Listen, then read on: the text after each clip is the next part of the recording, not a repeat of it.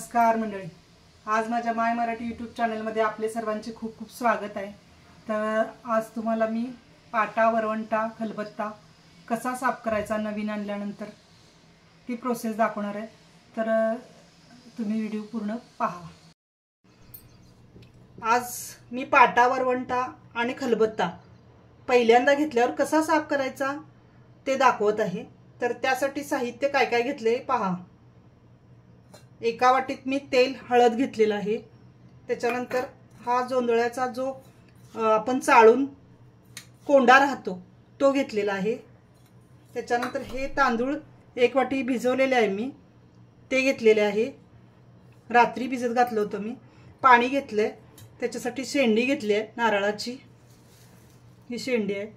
तर ही पानं आहेत, आपण कोणत्याही भाजीची घेऊ शकता। मी भारंबीच्या भाजीची घेतलेली आहेत, तर ती चिरून घेतलेले आहेत। ह्यात पाणी घेतलंय। तर कसा आपण साफ करायचा ते मी तुम्हाला दाखवते बघा।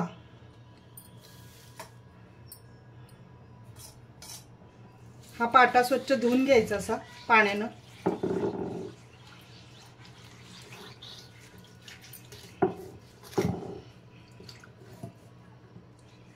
खलबत्ता पण धुवून घ्यायचा।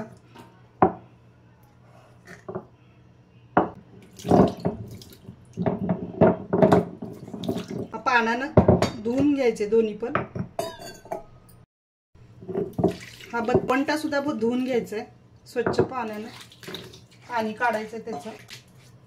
तर त्याच्यावर आता मी हे कोंडा पसरवते जोंधळ्याचा, तो पूर्ण असा लावून घ्यायचा।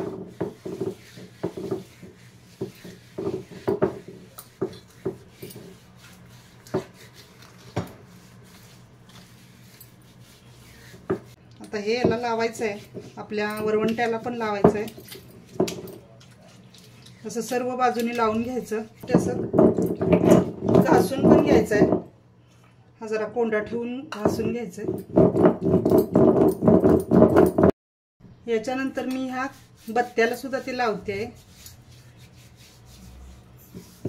बत्त्याला सुद्धा हे लावायचं आहे कोंडा जोंधळ्याचा, तरच तो साफ घ्यायचा सगळीकडं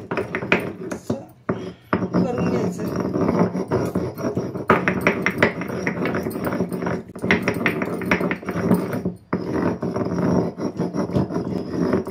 त्याची खर निघाली पाहिजे, त्यासाठी पूर्ण बत्त्याला सुद्धा असं करून घ्यायचं आणि खलबत्ता सुद्धा असं व्यवस्थित लावून घेऊन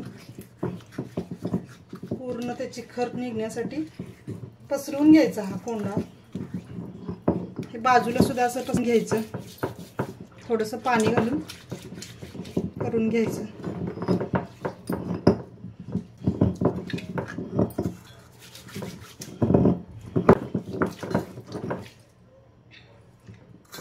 आता हे धुवून घ्यायचं आहे। आता मी भारंबीची पानं वाटण्यासाठी घेतलेली आहेत, ती जरा भिजवली आहेत।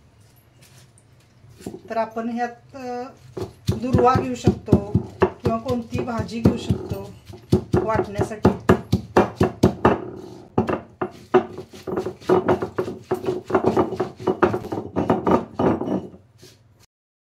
आपण आता खलबत्त्यामध्ये घालून पानही वाटायचे। त्याच्यानंतर हे सर्व इकडं लावायचं आहे, त्याला पण असं लावायचंय आणि हे सर्व धुवून घ्यायचंय पाणी घालून। भारंबीच्या पानांनी वाटून घेऊन मग पाटा स्वच्छ धुतलाय। तर आता मी हे तांदूळ भिजत घातलेले रात्री, ते मी वाटून घेते। ते सगळीकडे लावून घ्यायचंय असं। तर राहिलेले मी ह्याच्यात घालते खलबत्त्यात।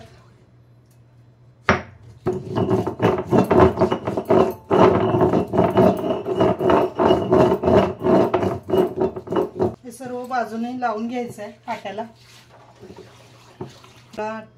तांदळाने घासून घेतलेला आहे। तर आता आपण हे खलबत्त्यात घातले थोडे राहिलेले तांदूळ भिजवलेले, तर त्यांना आपण आता हे घासून घ्यायचंय। आता मी ही नारळाची शेंडी घेतल्या, हे तेल घेतले आणि त्याच्यामध्ये हळद घेतले, ते आता मी सर्व बाजूला लावून घेणार आहे असं.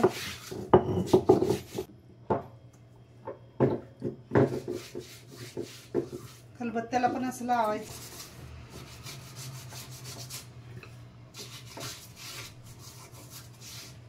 ते 2 दिवस असंच ठेवायचं. मी सगळीकडे आता लावून घेतलेलं आहे पाट्याला वरवंट्याला.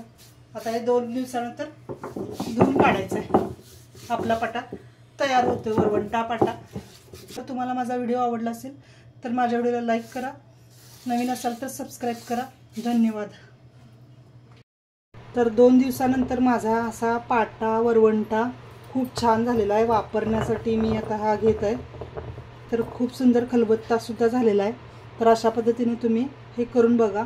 हे माझं छोटं जात आहे, ते मी माझ्या आवडीसाठी घेतलेलं आहे, सुंदर वाटते म्हणून. तर अशा पद्धतीने तुम्ही साफ करून घेतलात तर पाट्यात खर राहत नाही दगडाची. तर माझा व्हिडिओ आवडला असेल तर माझ्या व्हिडिओला लाईक करा, नवीन असाल तर सबस्क्राईब करा. तर आपण आपला मसाला ह्याच्यात वाटू शकतो कोणत्याही प्रकारचा.